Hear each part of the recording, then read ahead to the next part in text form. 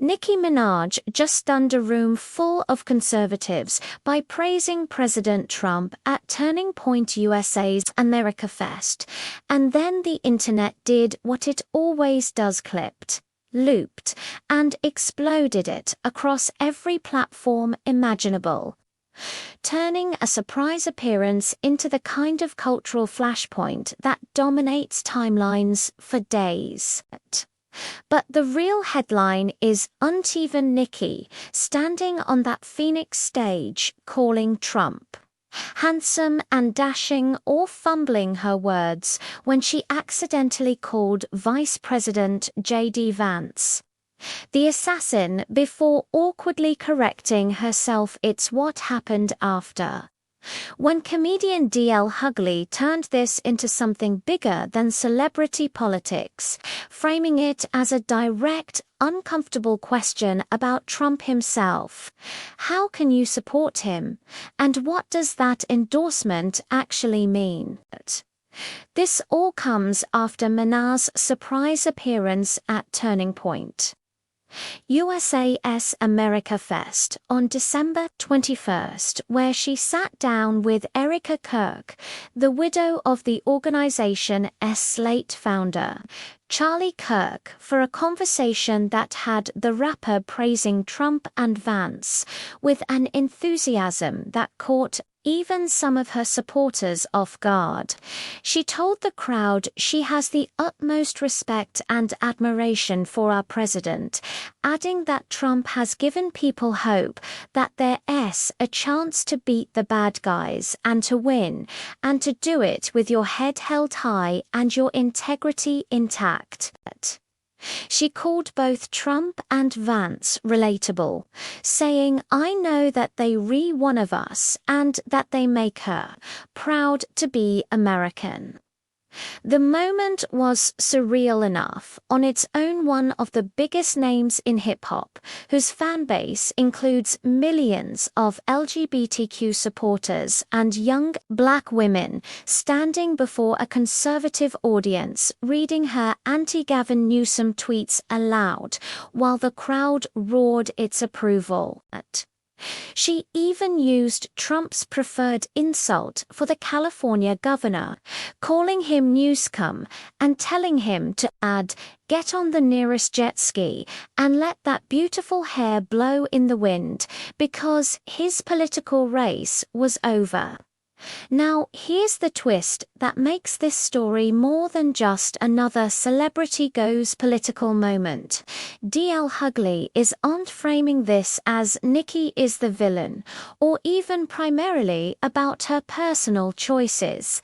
He's framing it as a larger question about what it says to back Trump, period. And he's doing it by pointing directly at the associations and controversies that follow anyone who aligns themselves with the president. Hughley's criticism, delivered through social media posts and videos that have since gone viral themselves, is basically this: even if Nicki has every right to her politics, he questions how a celebrity with massive influence can endorse Trump without owning the baggage that comes with him.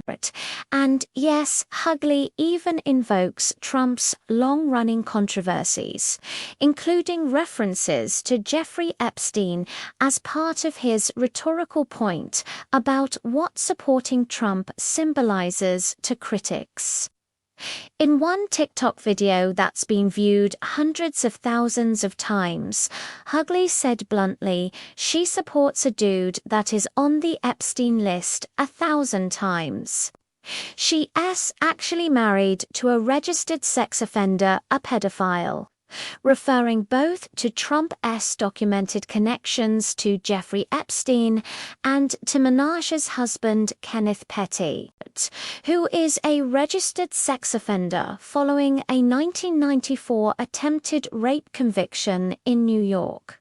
The context here matters because this is Aunt Hughley randomly attacking Minaj out of nowhere. It's as a response to her increasingly vocal criticism of Gavin Newsom, specifically over his support for transgender children, with Minaj tweeting things like, "Imagine being the guy running on wanting to see trans kids and reading those same tweets aloud at America Fest to applause."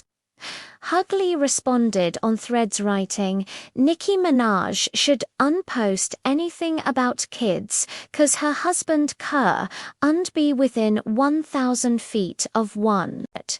It ain't Gavin Newsom, it's Chris Hansen she should be worried about." A reference to the former to catch a predator host. But he didn't stop there. He explicitly connected her support of Trump to larger questions about moral consistency, essentially arguing that if you're going to criticize others on issues involving children while praising a president with his own documented controversies, you reopening yourself up to questions about what standards you actually applying. Nicki's supporters say she can support whoever she wants, that political views are personal, and that the backlash she is facing is just proof that independent thinking gets punished in today's climate. At America Fest, Minaj herself addressed this, saying, "I just got tired of being pushed around. I have something inside of me that's stronger than what's out there." So when you've had enough, you realize, wait a minute, why do I even care about these people and what they think? She positioned her Trump support as an act of defiance, telling the audience we read the cool kids and that critics are just disgruntled with themselves. The argument from her corner is essentially, she is allowed to have these views, she is allowed to express them, and the fact that people are so upset about it proves that there's no real tolerance for different opinions anymore, especially when those opinions come from someone who is unsupposed to align with conservatives according to cultural expectations about who supports whom. Critics echo Hughley's angle, which is fundamentally different. It's not about permission or the right to have opinions, it's about consequences, influence, and what you normalize when you use your platform to praise someone whose policies and associations carry specific weight and history. The question isn't can Nicki support Trump, but rather when you support Trump publicly, vocally, from a stage at a conservative conference, what are you endorsing? Just policies you agree with, or the entire package including the controversies, the associations, the documented behaviors that critics find disqualifying? This is where Hughley's invocation of Epstein becomes relevant, because he's essentially saying you could unseparate the politics from the person when that person comes.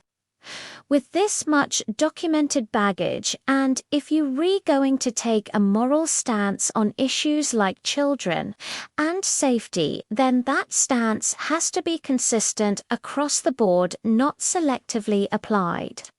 So why is this viralizing now, beyond just the obvious shock value of Nicki Minaj at a conservative conference? 3 factors are driving this story into overdrive. First, the clip from America Fest itself, particularly that awkward assassin moment where she misspoke while praising. Vance became perfect social media ammunition, the kind of soundbite that gets replayed endlessly because it's both substantive and contains that human error element that makes it feel authentic and shareable. Second, Nicki had already been laying groundwork for this appearance through weeks of increasingly pro-Trump anti-newsom rhetoric on social media, so this was coming completely out of nowhere. But it was the first time she fully committed to it in such a public conservative branded setting, which made it feel like a line being crossed rather than just provocative tweets. Third, the drama of social media feuds and rumors including speculation about her losing Instagram followers gaining new ones, and the various theories about why she is aligning with Trump now ranging from genuine political evolution to cynical calculations about her husband's legal situation has kept feeding the story new angles and keeping it alive in ways that a simple political statement wouldn't have. The broader context that can't be ignored is Minaj's own history with Trump, which makes this current alignment particularly jarring for people who remember her past statements. In 2018, she wrote an emotional post about coming to America as an undocumented child, saying, "I could imagine the horror of being in a strange place and having my parents stripped away from me at the age of 5. In response to family separations at the border during Trump's first administration, she called it so scary and pleaded, "Please stop this." In 2016, she seemingly criticized Trump in her song Black Barbies with the line "Island Girl." "Donald Trump want me go home." And as recently as 2020, she said she wasn't going to jump on the Trump bandwagon. So this isn't just about a celebrity having conservative views, it is about a documented shift from someone who positioned herself as critical of Trump's immigration policies to someone now calling him a role model and source of hope, which naturally invites questions about what changed and why.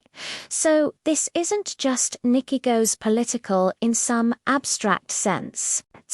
It's D.L. Hughley forcing one uncomfortable question into the spotlight when you praise Trump. When you sit on a conservative stage and tell an audience he makes you proud to be American. What exactly are you endorsing? Just the policies you happen to agree with? Or the entire brand, including the associations with Epstein, the documented behaviors, the full package that comes with that name? Hughley's argument, stripped to its core, is that you can't have it both ways. You can't claim moral authority on issues involving children, while supporting and praising someone whose own record on those issues is, in his view, disqualifying. Whether that's fair criticism or an unfair attempt to police someone's political choices is exactly the debate that's now raging across social media, with Minaj's defenders arguing she has every right to support whoever she wants, and her critics arguing that rights and consequences are two different things, and when you have influence, you have responsibility for what you normalize and who you elevate. Do you think Hughley has a point when he asks how you can criticize Newsom on child-related issues while supporting Trump, despite his documented controversies, or is he unfairly policing her politics and holding her to standards that wouldn't apply if she supported a different candidate? The question isn't going away, and neither is the debate it sparked about celebrity, politics, and what it means to use your platform in ways that align or conflict with the values you claim to represent.